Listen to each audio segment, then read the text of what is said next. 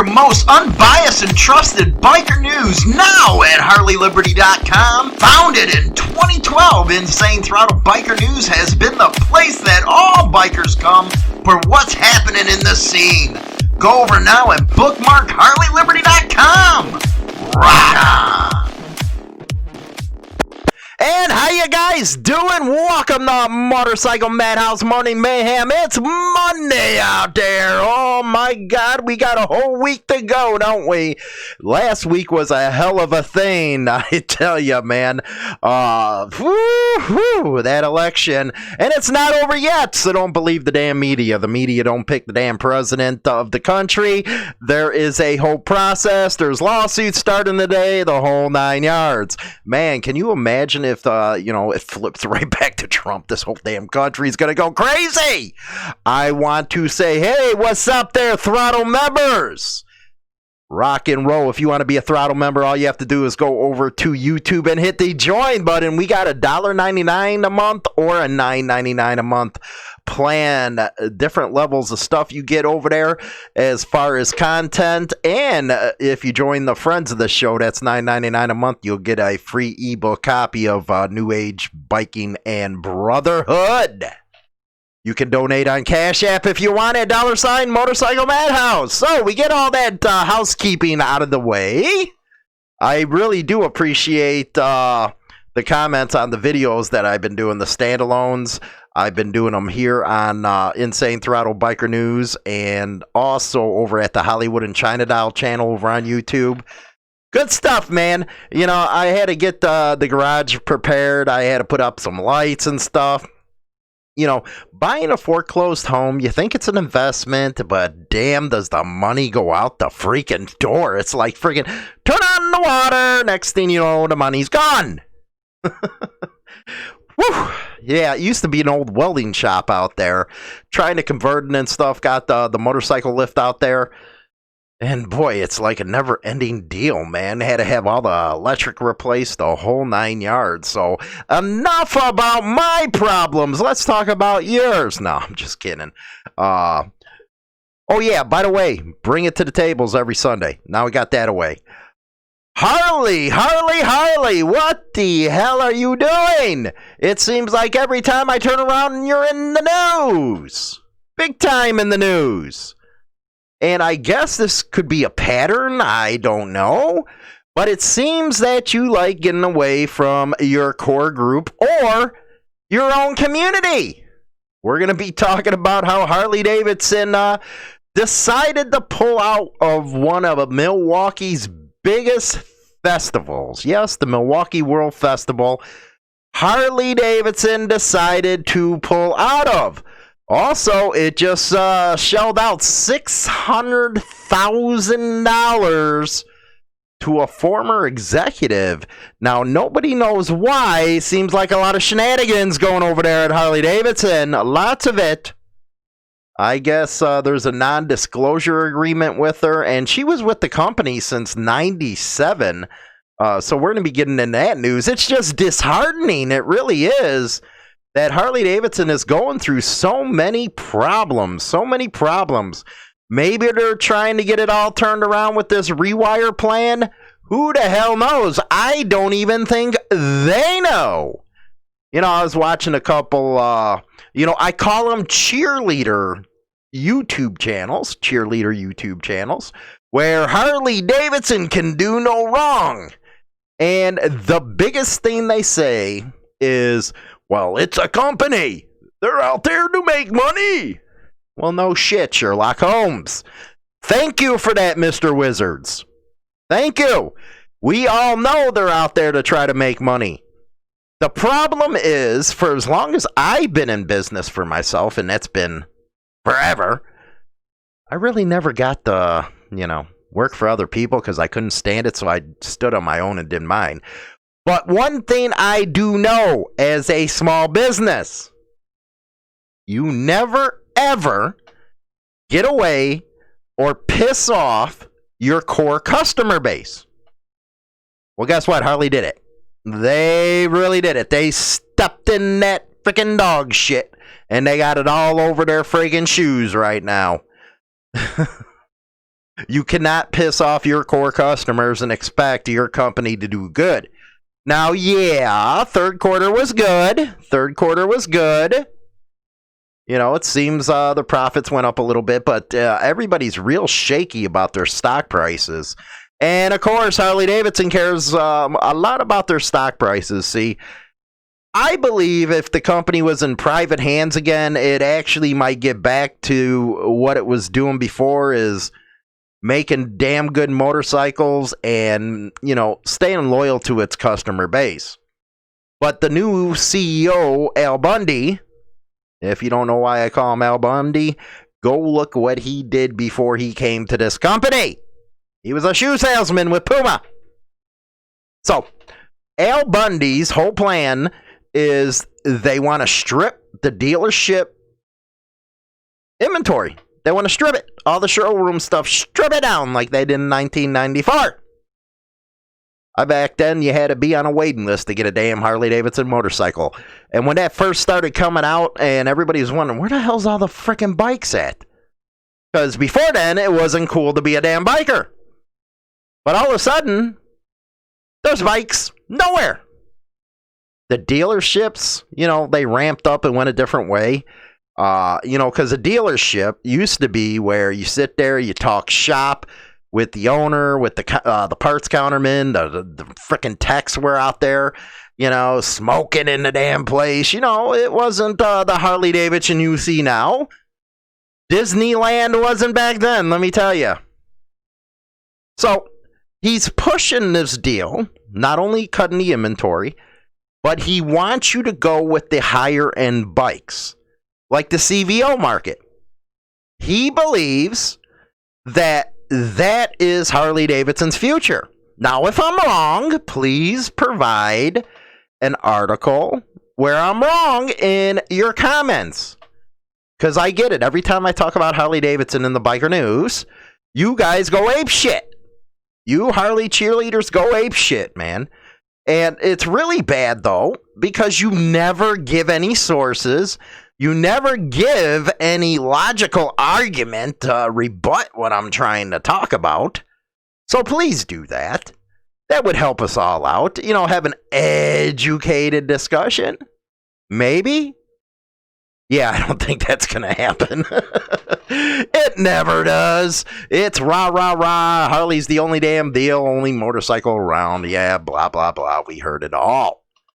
So, slashing the inventory on the dealership floor, they think somehow is going to help with them competing against themselves on the used bike market. Because God knows, a lot of people get their bikes off the used bike market because their new customer base, you know, the rich ones, they like going out buying a bike and then not riding Harley at all. They, you know, that rebel in them or the midlife crisis wears off. So they turn around and sell their bikes for next to nothing. And then we pick them up. Harley-Davidson don't want you to do that. They want you to keep buying these expensive bikes. See, not only have they abandoned their core base, but they think they can ask their core base, hey, you know, you have to have company loyalty. Why don't you buy this CVO over here for $40,000? That's what they want you to do. The nerve of the company to ask that. Now, you got a lot of people that say, well, I love the motorcycle, but hate the company. And man, did I hear that all the way back then. Oh my God, did I hear that. Okay, if you hate the company, then why are you buying the bike? It makes no sense whatsoever at all. Why would you buy a bike that you hate the company? No logical sense whatsoever. None. Zilch. Nothing. You guys are driving me crazy with that. And I also don't understand why the hell you putting Harley-Davidson logos on your skin. Okay? Are they paying you? You know how much free advertisement you're giving them? And they don't give a lick about you? None. Zilch. Nothing. As I said before. Ain't giving you nothing for it. All they are giving you is a bunch of grief. Okay? Now, they also took a couple of, people were looking forward to the Bronx Street Fighter. Well, I guess that ain't going to happen. They're going to roll out the Pan America. You can always tell with which models they're rolling out who they are targeting their marketing towards. Pan America, I think, is going to be like $18,000. Now, again, it looks like a good bike. Problem is, the ones that are in that segment of the population within the lifestyle are not going to spend $18,000 on your Pan America. For one, they really can't stand you guys over at Harley-Davidson. No, that is usually Yamaha, BMW, Honda. That's who everybody goes for in that market. That's who they go for. So, you guys are making no sense over there, Al Bundy. You're not making any damn sense. So, let's get on to the news and, figure out what's going on here, shall we? Get your most unbiased and trusted biker news now at HarleyLiberty.com. Founded in 2012, Insane Throttle Biker News has been the place that all bikers come for what's happening in the scene. Go over now and bookmark HarleyLiberty.com. Rock on! Hi, this is China Doll from Hollywood and China Doll Evening Show. Join us Monday through Friday, 7 p.m. Central Standard Time on Spotify, Apple Podcasts, and YouTube for some fun times and very interesting entertainment. See you there, boys. Okay, we're going to go over here, and here it is, Milwaukee Business Journal. Oh, by the way, get your butts over to Hollywood and China Doll shows. It's the YouTube channel, and it's also all over the podcasting networks, especially iHeartRadio is where you want to listen to it. You'll love it over there, man. We talk about some grimy shit over there. Anyway, Harley-Davidson settles dispute with former exec Cumbeer for $660,000, baby. 660,000 big ones. This one is by Rich Kirchen.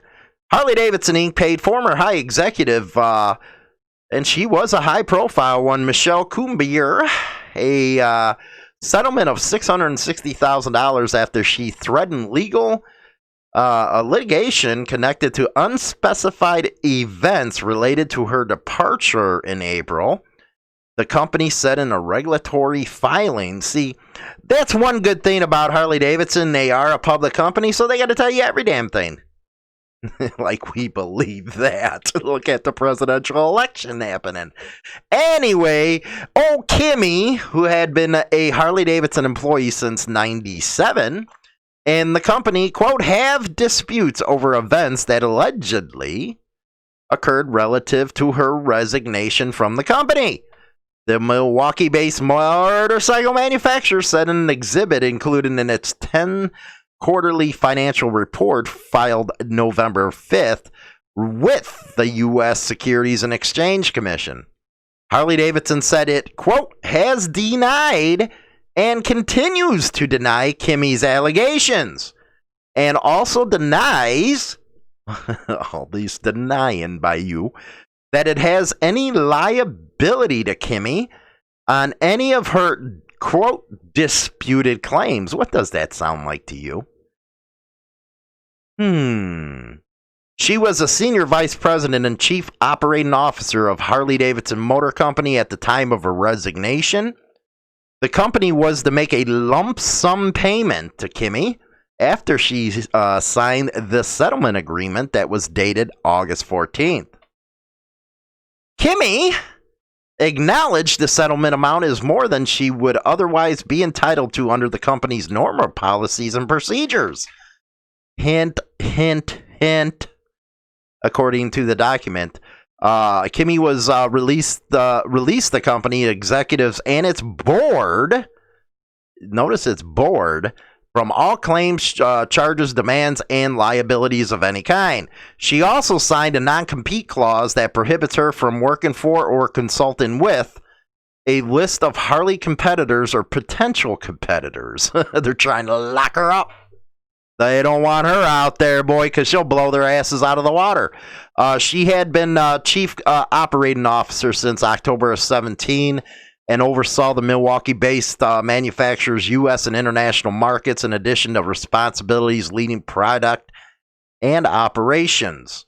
In filings with the U.S. Securities and Exchange Commission, Harley-Davidson did not disclose a reason for her departure. Ooh, something's amiss over there at Harley-Davidson. The company did not respond November 6th to a business journal request by the Milwaukee request for a comment on the settlement. Prior to adding chief operating officer to her responsibilities, she was a senior vice president, Harley-Davidson Motor Company product and operations. Again, she joined in 97 in operations purchasing, followed by roles with increasing responsibility in purchasing, strategic planning, new business development, and parts and accessories. Yeah, something's going wrong. Amiss over there.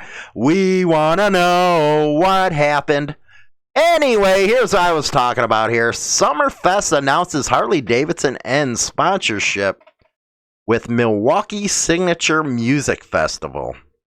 Man, they've been in that forever. Again, the Milwaukee Journal-Sentinel.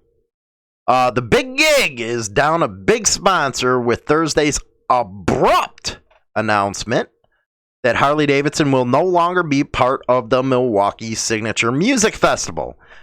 Probably because they just shelled out $660,000 big ones, and they can't do it. Milwaukee World Festival Inc. is grateful for the 2 decades that Harley-Davidson was a major sponsor of Summerfest, but that time has come to an end, said in a statement from Summerfest. We enjoyed having Harley-Davidson associated with Summerfest and celebrate that many diverse artists that played the Harley-Davidson Roadhouse through the years. At times change, Summerfest, the Milwaukee business community, and our sponsors evolve, bringing new opportunities. All of us at the Milwaukee World Festival Inc. are looking forward to a new chapter of the festival in 2021, including bringing on new partners to grow Summerfest. Harley-Davidson confirmed the end of the sponsorship deal and said it was tied to a broad change of direction for the company. Yes, there we go. No longer the core base, man. You friggin' little chicklins down there. We don't want you. Whoa. As we overhaul our business and execute the rewire and company restructuring plan, every function and process is being rebuilt from the ground up to prioritize our efforts to drive sharper focus, including the Harley-Davidson Foundation. Interesting. I gotta look that up. We celebrate the Summerfest memories created through the years and will continue to provide essential support to the Milwaukee community through our foundation giving. Oh my God, they're just like off the freaking kilter here. They're just, you know what? They drove up to that cliff and just jumped off. That's what they did. Anyway, it took a financial hit, $10.4 million because of COVID. Now, this has really got me a little peed off right here. Yes, it does. New York Times, all them freaks over there. A motorcycle rally in a pandemic, we kind of knew what was going to happen. Yes? They are blaming bikers for the spread of COVID in the Midwest right now. Infectious disease experts warned about the risk of cramming revelers into the Black Hills of South Dakota. But it was the annual Sturgis rally, and bikers were coming no matter what. By Mark Walker and Jack Healy.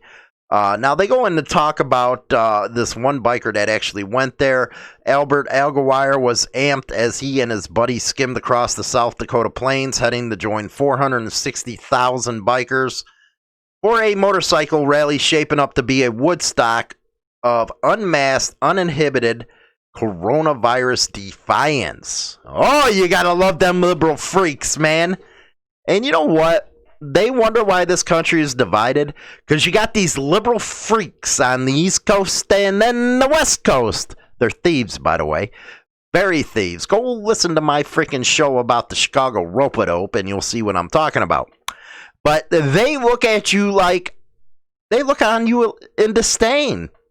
They can't stand you. They don't want you a part of this country. Bikers are all bad to these elites. Sit tight, Sturgis. 40 posted on his Facebook. And you know what? I am not saying that this ain't dangerous. I believe it very is well dangerous. The coronavirus could kill your ass. It happened to somebody you went to school with. He was on a ventilator for a week and he didn't make it. So I don't want to hear that this COVID-19 is nothing this, nothing that. I've seen it all over the place. My thing is you got to take responsibility, okay? Try not catching it. It's funny. And this is coming from my son. He's 17 years old. He's funnier than hell. Him and China Dow were talking, and he said, you know what? People in the early 1900s and late 1800s were talking about how the future, you're going to have all kinds of flying cars, all kinds of them everywhere. That's going to be the norm. It's going to be the Jetsons. You know what I mean?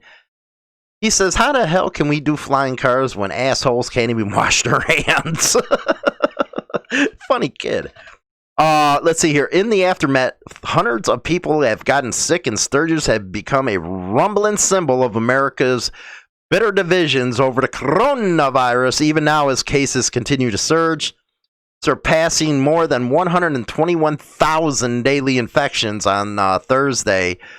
Now, I got a question for you. Now, when they wrongly said that Biden's a president-elect, which he ain't, he don't have nothing, and just remember that, folks, if this all gets reversed and stuff, and it could very well be, because it happened to Gore. I remember the big freaking newspaper article, President Gore, he lost. But anyway, these liberal leftist freaks were all out on the pavement, throwing all kinds of parties, sharing from the same bottle of liquor. No mask. And not a single freaking news story about it from you leftist elite pricks. Not one. But you'll go after there and bang on the bikers. Some called the rally a declaration of freedom and went home with t-shirts declaring, quote, screw COVID, I went to Sturgis. But others in deeply conservative South Dakota now say it recklessly helped seed a new wave of cases raging out of control in the state. Family members who stayed away are angry at relatives who attended and brought the virus home. Sturgis council members who approved the rally have been bombarded with death threats. And health experts and politicians are still fighting over how many cases Sturgis may have caused across the country. Now, in all, now there was 460,000 people that attended this. 460,000. Cases spread to more than 20 states and at least 300 people. 300 people. That ain't that many, including revelers, families, and co-workers who never set foot in South Dakota. Twin sisters who had worked at a bike washing stand in Sturgis tested positive. So did a local paramedic and a motorcycle mechanic's family in Rapid City. Okay. You said 300. Now they're going to say, like it says here, lack of contact tracing and the sheer scale of the event have made it impossible to know how many people were infected directly or indirectly because of Sturgis. Again, am I going to see this article where it's talking about everybody around the country dancing around like a bunch of dummies? Because they don't know civics at all. They don't know how the process of this country works.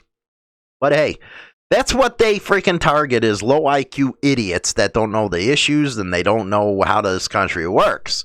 But am I going to hear a story about all these celebrations and how much COVID is, that came out of them? No, they're going to continue to go after their enemies. That's how it works. And bikers are the enemies. Well, we don't know if we'll ever know the full extent, said Benjamin C. Acker, president of the South Dakota State Medical Association. These people go home and get sick with coronavirus. They don't have any way of knowing whether they picked it up or at the rally or back in California. So, it talks about Aguilar, which I am sorry that that happened to him. I would have never went to the rally. I stayed away to hell from everybody. And then I talked about that in my final thoughts. Like every year, banners strung across Main Street proclaimed the welcome Harley riders. Downtown was blocked off. And Kristi Noem, I love her. I hope she runs for 2024. Is she hot? And she has a brain on her. Do you want me to build a wall around Sturgis? So we'll talk about this in a second, but now let's go to our next one here. Police, 1 dead, 2 hurt in a shooting involving a motorcycle gang in Ohio. We are following breaking news this morning. Police are investigating a fatal shooting at Cleveland Avenue near downtown Columbus. 10 TV's Laura Borchers is there now with the very latest. Laura? Good morning, Karina. Now, just since we spoke last time, there are some new developments. I was able to talk with a police officer out here on the scene who confirmed very little, but did say 3 people are shot, 1 person dead right out here. Again, we're along Cleveland Avenue, and as you see, there are quite a few police officers out here. You can see a few walking through this shot right here. Moments ago, we saw flashlights and officers really searching just behind those 2 cruisers. You see a motorcycle, and beyond that, they were searching through that area, trying to gather evidence out here. At this point, we have now just about 3 minutes ago seen the crime scene unit vehicle pull up to gather more information that way. At this point, we are also gathering information, and we're going to continue to bring you any new pieces of info that we can. I do want to remind you, though, near Cleveland Avenue and 5th Avenue, moving northward, all of this area is closed down. So if you have any travels this morning that would bring you through this area just east of downtown, you're going to want to check your route and make sure you are. Okay, that was published November 7th, and it's just been updated. Looks like 1 man is dead and 2 other men were hurt after a shooting. The shooting happened at a Throttle motorcycle gang event in the 1100 block of Cleveland Ave. When police arrived, they found 3 men who had been shot. One of the victims was pronounced dead at the scene. Police have not released the man's identity. According to police, about 200 shots. Holy cow. 200 shots were fired. Police say officers smelled the gunfire on 12th Avenue as they approached the area, which is about 7 blocks away. Columbus police say they have tried to shut down this motorcycle gang 4 times. Several guns were confiscated at the scene. Police have not released any information about a suspect. This marks the 142nd homicide. 200 freaking shots. Holy cow. What do you guys got, Mac 10s out there or something? Tech 9s? What the hell's going on out there? I'll try to find out who they're talking about here. Anyway, Corey Graff's Wall of Shame. Here we go. Tampa police officer arrested on domestic battery. Well, isn't that not surprising? The 53-year-old officer served in the traffic unit. He was placed on administrative leave. And this is out of Tampa Bay. He was arrested Friday, again, charged with misdemeanor domestic battery. Officer Randy Barnwell, you are now in the Wall of Shame, buddy. 53 was arrested by Hillsborough Sheriff's deputies. The arrest took place just before 2 a.m., according to jail records. He has been placed on administrative leave pending further investigation. No details about the incident were released by the Tampa Police Department. The Tampa Bay Times requested a copy of the officer's arrest report from the Hillsborough County Sheriff's Office. The agency said Friday that its records unit was processing that request but did not give a time frame for when the report would be released. Dummy. Anyway, now let's go to one more. A Greenfield police officer arrested on suspicion of domestic violence. No, not another one. A Greenfield police officer was arrested on domestic violence. Christian Tapia, 27, you are now also in the wall of shame. You guys could be butt buddies. Was arrested at 8:03 and booked into the Santa Cruz County Jail by the Watsonville Police Department on domestic violence related charges. They were aware of the allegations and cooperated with the investigation. He is on administrative leave. Naughty, naughty. Let's go to my final thoughts, shall we? Hi, this is China Doll from Hollywood and China Doll Evening Show. Join us Monday through Friday, 7 p.m. Central Standard Time on Spotify, Apple Podcasts, and YouTube for some fun times and very interesting entertainment. See you there, boys. Get your most unbiased and trusted biker news now at HarleyLiberty.com. Founded in 2012, Insane Throttle Biker News has been the place that all bikers come for what's happening in the scene. Go over now and bookmark HarleyLiberty.com. Rock on! Okay, welcome back. How you doing? Here we are. I'm back. Like I told you so. Didn't you miss me? I missed me. Anyway.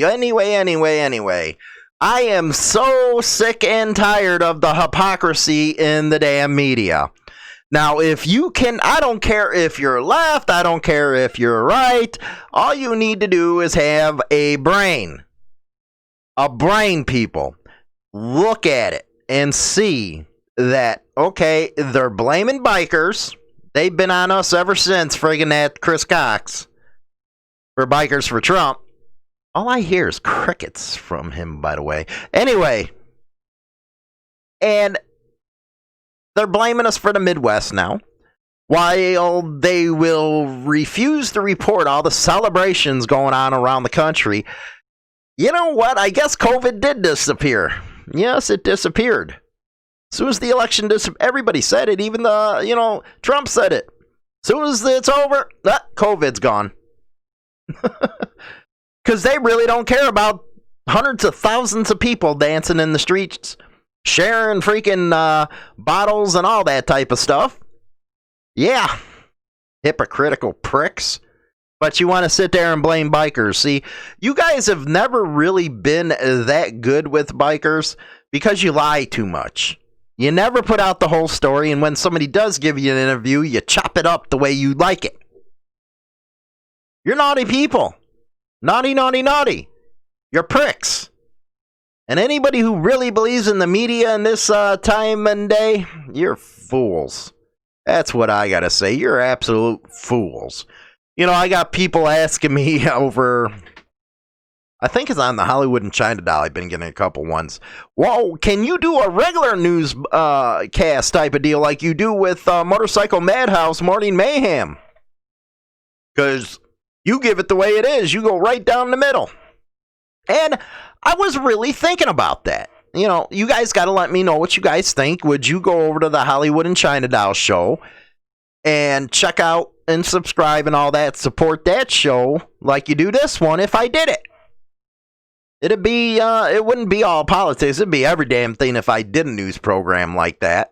You know, kind of same format it is now. It would be available on, you know, that channel and stuff. So let me know what you guys think. You know, I'm really thinking about it because I think people need to have discussions and debates that are legit, down the middle, not with all this freaking propaganda going, man. It sucks. How the hell you get any damn news? It's all freaking tribal news now, man. But anyway, Harley-Davidson pulling out of, the Summerfest. That's a big indication what's going on. Now they're going to pump up their foundation. And the foundation to help out the community. Basically, you know what? You little pukes down on the bottom. We want nothing to do with you. But you stupid idiots will keep on buying our bikes. Yeah, that's what they're saying. And also they're probably pulling out of it because they just put out $600,000 to this broad. Holy cow, man! Something's happening there when they are like on top of this issue, man.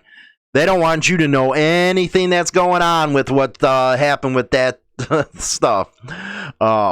Yeah. Woof. Woof, woof, woof, woof. But anyway, don't forget, if you guys want to join the Insane Throttle Club, go over to YouTube, hit join. You got the plans there, the perks that you'd get. The whole 9 yards, man. You get access to Zoom monthly video conference calls where we're everybody's on the video chat talking about what's going on in the scene and what could make it better, or just giving thoughts or stories and stuff like that. It's just for members only. Also, you can go over to Cash App, $, Motorcycle Madhouse, if you'd like to donate to the show. And it's funny, a lot of people have been coming back, emailing me, says, you know what? Now we know what you're talking about. A lot of them have been unsubscribed from the channel. A lot of them can't post comments without it being taken down because we don't do it. No, we don't do that crap. Even if you're hateful or you're a troll and stuff, I still let your comments go because everybody else is going to bang on your ass. Why should I have to? So I still give you an opinion and stuff, but they finally see what's going on and how hard it's getting for the creators on YouTube to, stay afloat and stuff. Because it does take a lot of money and a lot of time to put into these shows on everybody's channel. Takes us a lot of time to do. And, the peanuts that we were being thrown by the platform, that's going to the way to the horses, man. It's all the big tech and big media outlets now that are getting involved. Now they're even freaking charging into the platforms because their ratings suck on TV and cable. So now they want to bombard you from here. They want to take over the world. So, yeah. But that's my thoughts, and that's today's show. Let me know what you guys think in the comment section of all the platforms. Don't forget, go over there and please support the Hollywood and China Doll show. We are also on Monday through Friday at 7 p.m. over at that station with a lot of freaking discussions, man. We get into every damn thing, let me tell you. With that, I will talk to you later.